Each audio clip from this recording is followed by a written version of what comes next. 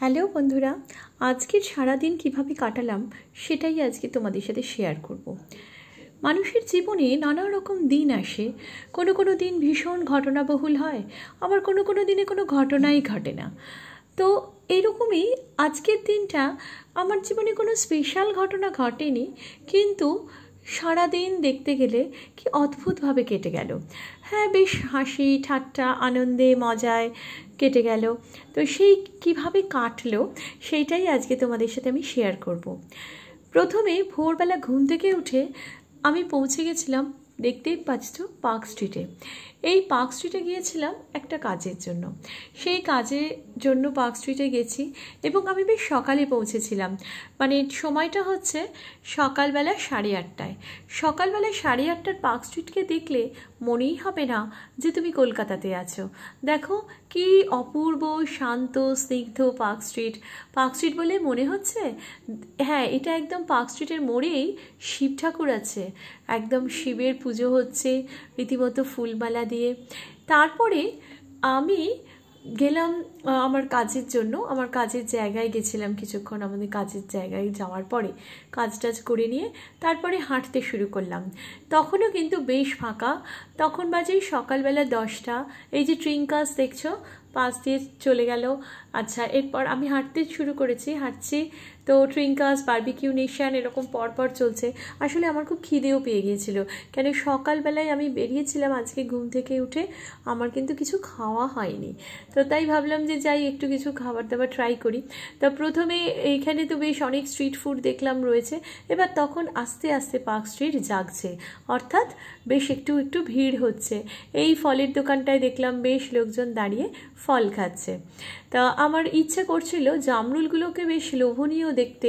দেখো জামরুলগুলো বেশ ভালো, আবার কত রকমের জামরুল। আগে তো শুধু এক রকমেরই জানতাম, এখন ডিপ সবুজ রঙের জামরুল, টুকটুকে লাল রঙের জামরুল, আবার এমনি জামরুল তো আছেই। তারপরে দেখলাম এটা দোসা ইডলির দোকান। এই দোকানটাতেও বেশ ভিড় ছিল। আমার ঠিক ইচ্ছে করলো না আজকে দোসা ইডলি খেতে। একটু দাঁড়ালাম দোকানটার সামনে, তারপরে ভাবলাম না একটু এগিয়েই যাই, ঠিক দোসা ইডলি খেতে ইচ্ছে করছে না।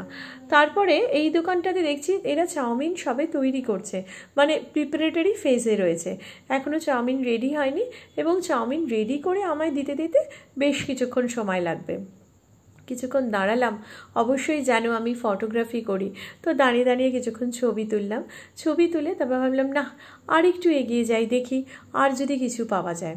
তো আরও কিছুটা এগিয়ে গেলাম। এগিয়ে যেতে যেতে ভাবছিলাম যে তাহলে কি করব, স্ট্রিট ফুড খাবো নাকি কোনো একটা রেস্টুরেন্টে ঢুকে ভালো করে খাবার খাবো। কেন এখন কিন্তু আমার খিদেটা বেশ চাঙ্গা দিয়ে উঠেছে। মানে আরও হতে পারে একে তো ভোরবেলায় বেরিয়েছি, খাবার খাইনি, মানে কোনো ব্রেকফাস্টও করিনি আজকে, তার উপরে এত খাবার তৈরি হচ্ছে। আর এটা একটা হয় দেখবে, চোখের সামনে যখন খাবার তৈরি হওয়া দেখা যায়, আর যারা একটু পেটুক মানুষ তাদের কিন্তু খিদেটা একবারে তখন চংমং চংমং করে খিদেটা শুরু হয়ে যায়। ঠিক আমারও বোধহয় তাই হয়েছিল। এখানে দেখছি পানের গায়ে কত কী সব মাখাচ্ছে, রীতিমতো পালিশ করলো। পানগুলো দেখো কি চকচক করছে, মানে রীতিমতো সেই বিউটি পার্লারে ফেসিয়াল করার মতন ব্যাপারটা হয়েছে। তো তারপরে আরেকটু কিছু এদিক ওদিক ঘুরে টুরে দেখতে পেলাম, আরেকটু এগিয়ে হাঁটলাম, মোকাম্বো, পার্ক স্ট্রিটের বিখ্যাত রেস্টুরেন্ট। তাহলে এখানেই ঢুকে পড়ি। অনেক দিন আগে মোকাম্বোতে খেয়েছিলাম, তো হঠাৎ নস্টালজিক হয়ে পড়লাম যে না, আজকে তাহলে মোকাম্বোতেই লাঞ্চ করা যাক। তো আমি গত বছরে, মানে প্রায় 1 বছর পর এই জায়গায় এসেছি। স্বাভাবিক 1 বছর আগে মোকাম্বোতে খেয়েছিলাম যে যে ডিশগুলো বেশ মনে পড়ে গেল। আরে তোমাদের তো এইটা খুব ভালো, ওইটা খুব ভালো। তো যাই হোক, নামগুলো মনে করে করে বললাম এবং নামগুলো কিন্তু বেশ খটোমটো। যাই হোক, প্রথমে ওরা আমাকে সাজেস্ট করলো কিছু ডিশ।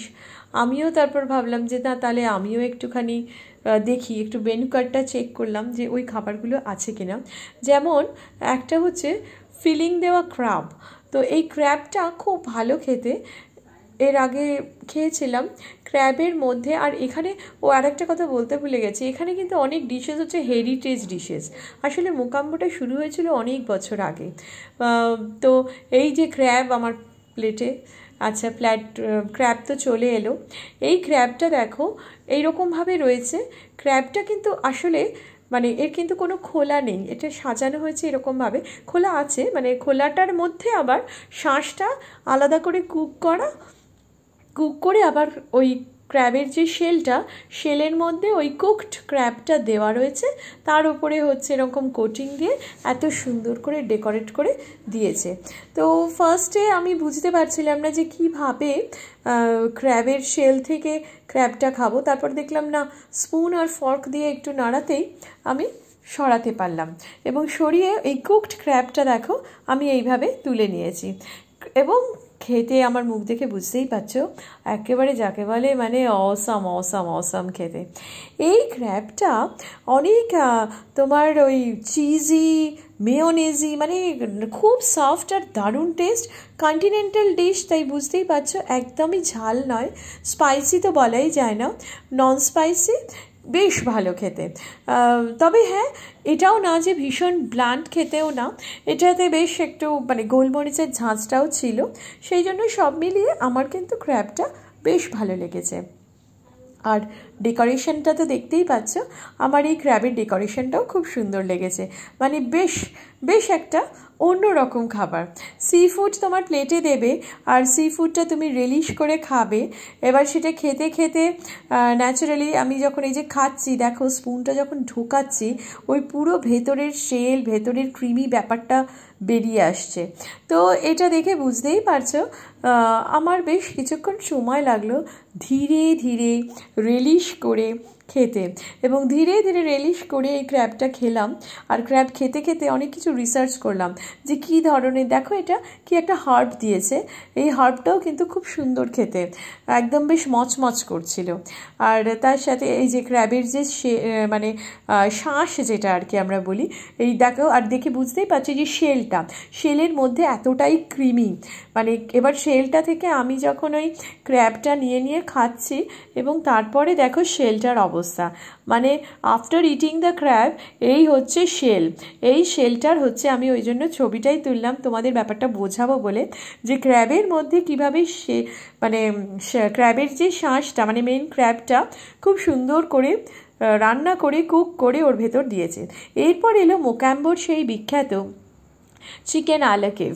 এইটা হচ্ছে আমি মোকাম্বোতে এলে ট্রাই করি এবং আমি সাজেস্ট করবো তোমরাও মোকাম্বোতে এলে চিকেন আলাকিভ হচ্ছে মাস্ট ট্রাই ডিশ, বিকজ এটা এত সুন্দর খেতে যে এটা আমি মানে আর সব থেকে কি বছর খেয়ে আসছি, এটার টেস্ট এদিক ওদিক হয় না।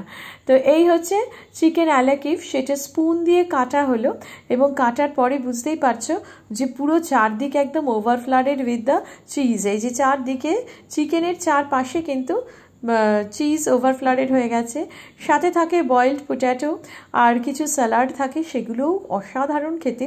আর মেনলি চিকেনটা এত সুন্দর মুচমুচে করে ভাজা যে চিকেনটার টেস্ট একটা অন্য রকম, মানে এটা আমি ভাষায় প্রকাশ করতে পারবো না, এই চিকেনটাকে এতটাই সুন্দর খেতে লাগে। এমনি চিকেনের মতন নয়, বাট চিকেনের মানে ভেতরটা হচ্ছে খুব জুসি অ্যান্ড ক্রিমি।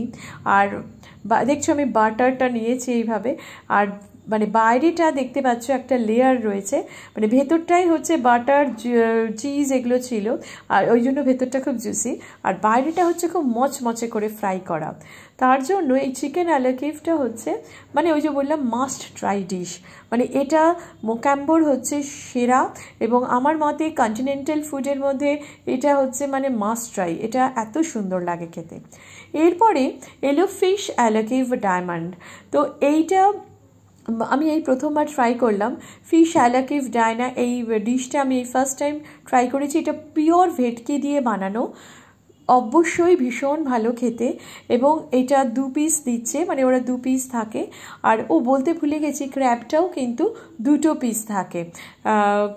আর এইটা হ্যাঁ, এবারে যেটা বলতে যাচ্ছিলাম এই যে এই ফিশ ডায়না আলাকিভ, এটাতেও স্যালাড থাকবে, ম্যাশড পোট্যাটো থাকে, আর এটাও ভীষণভাবে চিজে ভর্তি, মানে যারা চিজ খেতে ভালোবাসো, মেনলি মানে যারা চিজ লাভার, তারা কিন্তু এই ডিশটা ট্রাই করতেই পারো।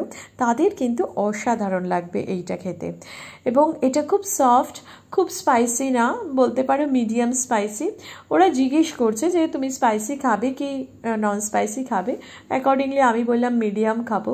আর এটার সাথে দেখো বয়েলড ক্যারট আর বয়েলড পিস দেওয়া হয়, তো সেটা দারুণ লাগছে। এটা হচ্ছে ম্যাশড পোট্যাটো, সেটা বেশ সুন্দর একটা ব্রিজ করে দেওয়া হয়, মানে একটা ট্রেতে একদিকে থাকছে ফিশ, তার সাথে পুরো চিজ সব কিছু ফিশ এলাকে, বা তার সাথে ওটা একটু ব্রিজ করে পোট্যাটোটা থাকে, আর থাকে গ্রিন পিস বয়েল করা, আর হচ্ছে ক্যারট বয়েল করা। তো স্যালাডের সাথে এটা খেতে মানে একদম দুর্দান্ত। এবং এইটা এতটাই হেভি যে আমার একটা খেয়েই পেট ভরে গেল। আমি আর একটা বললাম পার্সেল করে দিতে, কারণ আর আমার পেটে ঢোকার কোনো জায়গা ছিল না।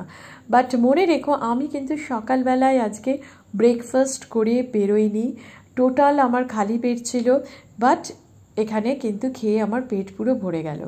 এরপর আকাশ কালো করে এলো বৃষ্টি, সেটা একটা চিন্তার বিষয়। আমি মোকাম্বো থেকে বেরিয়েই বুঝে উঠতে পারছিলাম না কী ধরবো, বিকজ ওখানে ঝমঝম করে বৃষ্টি এলো, আকাশটা কালো করে, দেখতেই পাচ্ছ আকাশের অবস্থা। তখন একটু আমার মনটা একটু প্রথমে খারাপ হলো যে এত ভালো ভালো খাবার খেয়েছি, পেটটা আমার বিশাল ভরে গেছে, এই ভরা পেট নিয়ে এখন আমি কোথায় দৌড়বো। আর যত চেষ্টা করছি তো ওলা উবের কিছুই পাচ্ছি না, কারণ ওখানে তখন ঝমঝমে বৃষ্টি।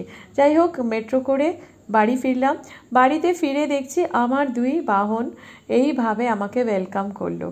এরা আমার জন্য ওয়েট করছিল। সকালে আমি বেরিয়ে গেছি এবং তারপরে যা হয় আমাকে পাচ্ছিল না দেখতে, সেই জন্য তারা খুব চিন্তিত ছিল বৃষ্টিতে আমি কোথায় গেলাম, হারিয়ে গেলাম নাকি, এটা ওদের চিন্তা থাকে মাঝে মধ্যে। তারপরে বিকেলবেলায় একটু আমি বেরোলাম। বিকেলবেলায় আমার আরও দু একটা কাজ ছিল, তো বেরিয়ে বেরিয়ে বাড়ির সামনে কিছু আমার দোকান রয়েছে, সেখানে কিছু ক্যাফে ছিল। তারপরে আমাদের এখানে এখন নবরাত্রি পুজো হচ্ছে, তো যাই হোক সেই পুজো একটু অ্যাটেন্ড করলাম। এখানে বলিনি, আমি এই পুজোটাতে জাস্ট অ্যাটেন্ডই করেছি, যদিও আমি সকাল থেকে আমিষ খেয়েছি, কিন্তু যেহেতু ইনভিটেশন ছিল তাই অ্যাটেন্ডেন্সটা দিয়েছিলাম। আর তারপরে রাত্রিবেলা বাড়িতে এসে দেখলাম আমার মা রান্না করেছে 5 ফোড়ন দিয়ে কুমড়ো আলু বেগুন দিয়ে একটা দারুণ তরকারি। এই কুমড়ো আলু বেগুন 5 ফোড়ন আর আদা দিয়ে এত সুন্দর একটা তরকারি হয়, এটা রুটি কিংবা পরোটার সাথে দুর্দান্ত লাগে খেতে। তো আমি যেহেতু সারাদিনের কথা তোমাদের শেয়ার করছি, সেই জন্য আমি সকাল থেকে শুরু করেছি বলা যে আমি আজকে কি কি করেছি সারাদিন। তো তারপরে আমি বললাম যে ঠিক আছে, আমি তাহলে এটার ভেতরে একটুখানি মাছ দিয়ে দিই, তাহলে এটা আরও ভালো লাগবে খেতে। তো সেইটা একটা হলো। আর একটা এমনি আলু ফোড়নের তরকারি মা করেছিল, তো সেটা আমাদের খাওয়া হলো। এইগুলো করে টোটাল আমরা সারা দিনের মতন আজকে আমার সারা দিন কমপ্লিট। কেমন লাগলো অবশ্যই আমায় কিন্তু জানিও।